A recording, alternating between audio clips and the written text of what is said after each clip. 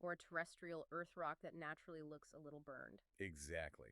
And this is why the RM Stones archive stresses a specific golden rule to cut through this visual noise. Hmm. They use the phrase, desert et desert, hours and hours of study. Hours and hours. It takes immense, grueling dedication to learn the nuance.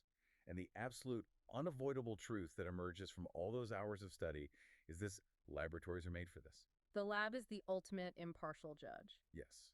Regardless of how intensely the rock pulls on a magnet, regardless of how perfect those thumbprint regmiglyphs appear to the naked eye, and regardless of how convinced you are by its deep black color, laboratory analysis is the only universally accepted way to definitively confirm a meteorite. I really want to frame how profound this is for you listening. Picking up a heavy magnetic black rock in the sands of Mid-Elt might give you a massive thrill. Your heart skips a beat because you think you found a piece of the cosmos. Of course. But until you get that stone into a sterile lab environment, until a technician runs it through a mass spectrometer to check the isotopic signatures and exact nickel-to-iron ratios, it is strictly a suspect. It is not a convicted space rock. That's entirely true. In a laboratory, scientists are no longer looking at the macroscopic shades or the color. They are looking at the fundamental atomic building blocks. They rely heavily on testing oxygen isotopes. Right, the isotopes. Think of isotopes like a chemical flavor profile or a barcode printed directly onto the atomic structure of the rock. That's a great way to think about it. When the solar nebula was first spinning and cooling to form our solar system 4.5 billion years ago, oxygen isotopes, which are just different weights of oxygen atoms, were distributed unevenly across the dust cloud. Yes, and the Earth and the Moon formed in the exact same neighborhood of that cloud, so they share a very specific isotopic barcode. Okay. Mars formed further out, so it absorbed a completely different ratio of oxygen isotopes. And the asteroid belt has dozens of different distinct signatures depending on how far from the early sun those rocks aggregated. So the mass spectrometer acts as the time machine reading that 4.5 billion year old receipt. Exactly. It literally weighs the atoms inside your rock. The lab can tell you not just that your dark stone came from space, but precisely which neighborhood in the solar system it was born in. It's amazing. The rigorous science is what gives the discovery its true value. The visual clues, the fusion crust, the regmiglyphs, the magnetic pull, they're just the invitation. They get you to pick the rock up off the sand. Right. And the mass spectrometer tells you the truth of what you are actually holding.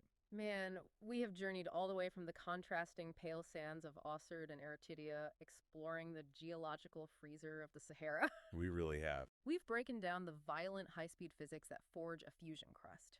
And we've navigated a cosmic catalog that ranges from primordial chondrite dust bunnies to ancient lunar basalt floating on magma oceans. And understanding the sheer diversity of these celestial visitors really underscores the absolute necessity of rigorous lab testing over simple visual guesswork. Definitely. But let's not forget why people dedicate desert to this pursuit in the first place, battling heat and pseudo-meteorites. Right, the passion behind it. The RM Stones collection captures the core sentiment beautifully. They note that having a genuine meteorite in your hands is uniquely elegant and very charming. It really is.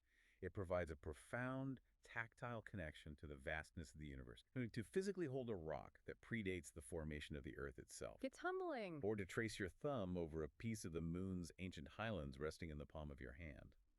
There's a gravity to that experience that goes far beyond scientific data points. Yeah. It's the entire history of the solar system, resting quietly in your palm. But considering everything we have unpacked today about how incredibly tricky identification can be without a mass spectrometer, it leaves you with a slightly maddening thought. Oh, I know where you're going with this. The abundance of terrestrial imposters makes you wonder about the ones that get missed. Exactly. Think about those pseudo-meteorites and think about how easily older, genuine meteorites lose their identifying black crusts to the desert wind or the elements. Yeah. Given how perfectly a weathered piece of the cosmos can blend in with regular, everyday terrestrial stones, how many priceless pieces of ancient lunar highlands or heavy chunks of shattered planetary iron cores are currently being used as doorstops, paperweights, or garden decorations by people who have absolutely no idea what they possess? It's a staggering thought. If the visual clues inevitably fade and only the isotopic barcode knows the truth, there are undoubtedly untold cosmic treasures sitting quietly on front porches all over the world, just waiting for someone to look closely enough to recognize them.